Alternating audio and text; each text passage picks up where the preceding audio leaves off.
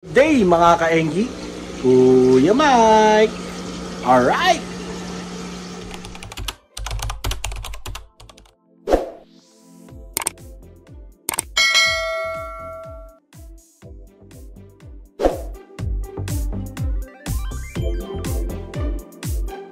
Ayun mga ka-Engi, no. So advanced video kasi to, no. Pero yung last video natin, meron tayong pinahulaan na guppy strain, no. At yun nga, no, kung sino makahula ay mamimigay si Kuya Mike ng Wild Red tsaka Tuxedo Koi, no. So kung di nyo pa napanood yun at wala pa nakakahula, no, ay panoorin nyo na. Alright mga ka-Engi, weekend ngayon, no. So pag weekend, no, matik yan kay Kuya Mike. Water change day tayo ngayon. Ayan, no. So lilinisin natin yung mga yan, no? Sasaiponin natin. No? Kanina pinakain ko na yung mga yan. So mamaya yan, water change tayo, no? Sabay na rin natin ulito itong arawan attack natin, tapos ayusin na rin natin yung ilaw. At kung may time pa, no, para kung hindi humaba yung video, no, ito, no, yung mga malalaki na dito na BDSS ay hiwalay na natin. Alright.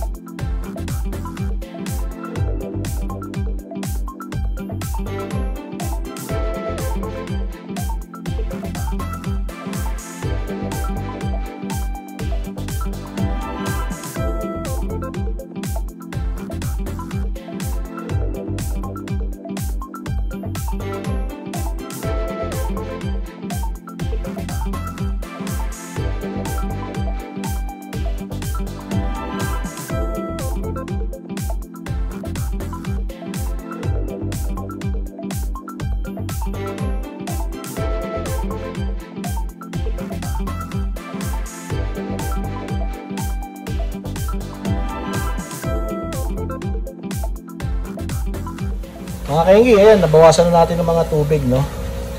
Tsaka dito. Ayan. So, dito okay pa yan. Tapos, magdagdag na tayo ng tubig. Tapos, update na tayo ng ating mga alagang isda. Alright!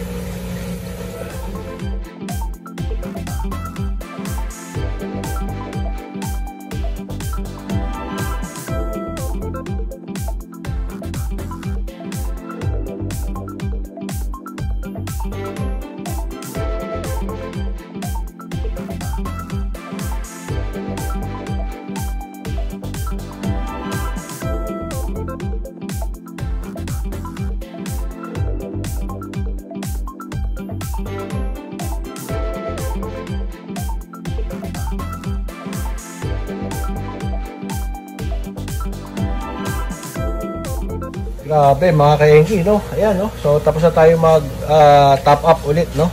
After natin mag water change. Tapos silipin natin yung ating mga alagang guppies, no? So ito yung ating P-dirt, no? Na round tail, yung female, no? Tapos yung male niyan round tail rin, kaso lang punit na, no? So meron lang siyang ilang din wrap at pinapadami natin to, no. Yun. Tapos ito si Punet, no. Ayan si Punet. Yun, no.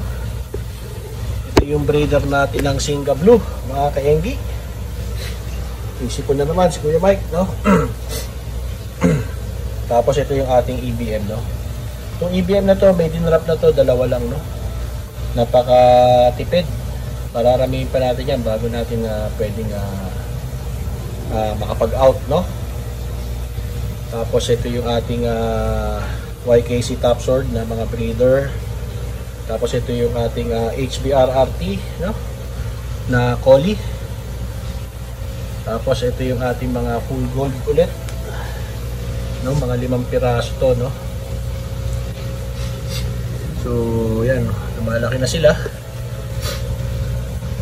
Tapos ito yung ating pinapadami, no? So may nakuha na tayo na male.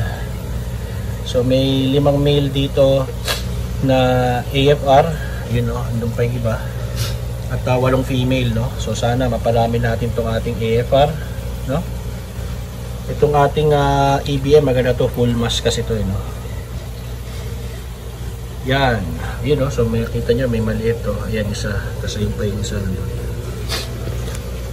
So ito HBR-RT pa din, no?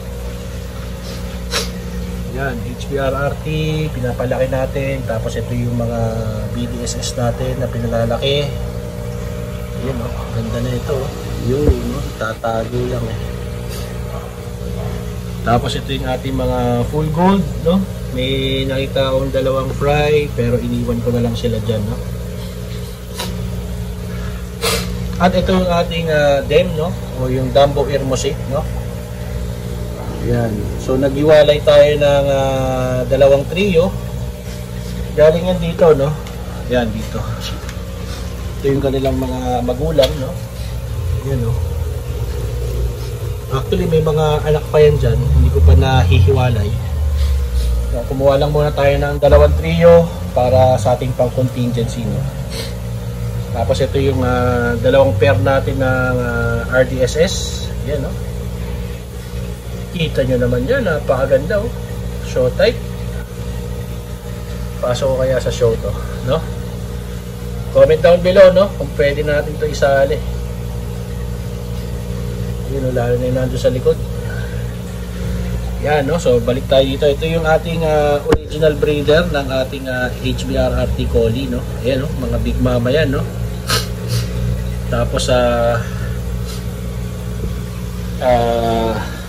namatay na yung lalaki, no? Pero kumuha tayo doon sa kanyang anak at binabangga natin ngayon sa kanya, no? At ito naman yung ating HB Blue. Ayan, no? Big mama pa rin yan. Nakita nyo naman, laki, oh. Yan. Tapos last but not the least, no, dito ito yung ating Vietnam line na BDSS, no, na ribbon.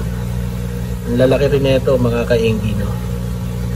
Yan. Ang downside lang nito, mga kaenggi, ay may maraming kal, no. Yung kal, no, so kung may naghahanap sa inyo ng kal, meron dyan si Kuya Mike, no. Magaganda yung mga pattern.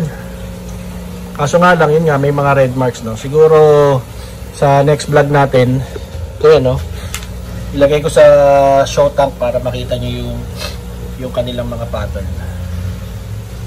Alright, so sinisave natin yan. Baka meron tayong future project na pwede natin pagbanggaan na itong kal ng BDSS, no. Yun mga kaigi, no. So sinasabi ko nga sa inyo, no, napaka importante talaga ng water change, no. Kasi yung water quality, dyan nagde-depend yung buhay ng ating mga alagang guppies. Lalo na kung tayo po ay nagbi-breed, no. Magandang water quality, happy guppy, no. Breeding all the time, no. Alright. Siyempre, kung nagbi-breed po sila, mga kaenggi, no, di maraming fry. Kung maraming fry, marami tayong pwedeng may out, no. Yan, no.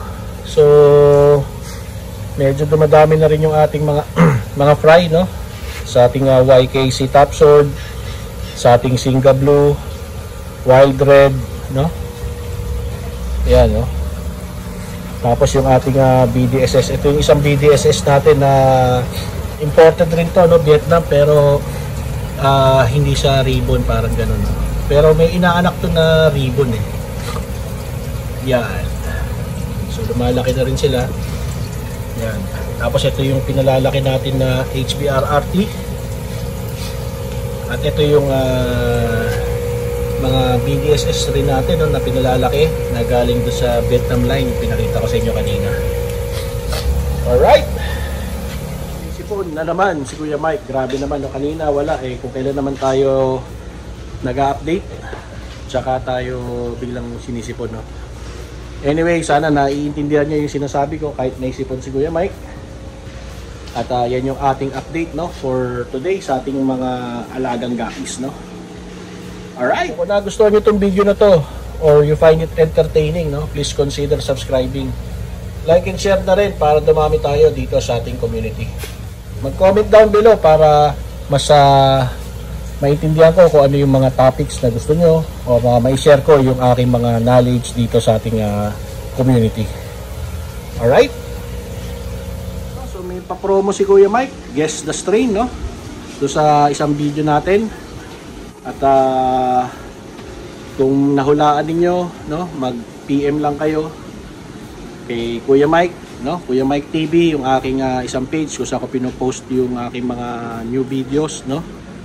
Or do sa aking main page, Michael W. Alcantara. Alright, no, huwag kakalimutan, Buraot Feeds. Distributor po si Kuya Mike ng Buraot Feeds. Alright, mga kaingi, alam na this. Bye-bye. Alright.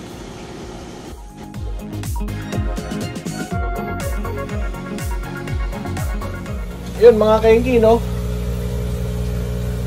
Yan, yung ating flower horn. At maliit pa rin siya hanggang ngayon, no? Oh, nailap.